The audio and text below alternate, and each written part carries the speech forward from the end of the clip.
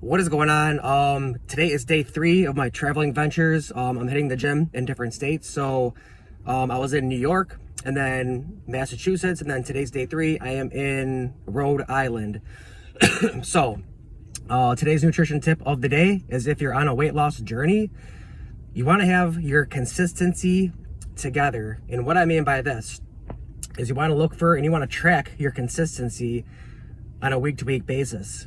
And so at the very end, your end goal is to be consistent at least 6 days out of the 7 days. So whatever you're working on, whether that be you're going to the gym, getting exercise, being in a calorie deficit, obviously, whatever you're working on, overall, you want to be consistent with what you're working on that's working for you at least 6 days a week. So keeping your calories in check is the most important thing in a weight loss journey. Your calorie deficit is the most important thing for you to lose weight.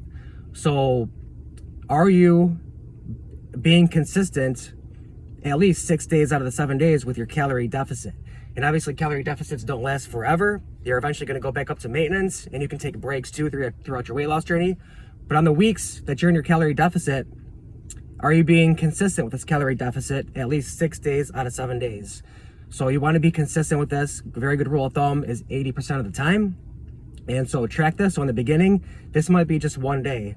And then it might be, you might string two days in a row of being in your calorie deficit. And then you might string 3 days in a row, 4 days in a row.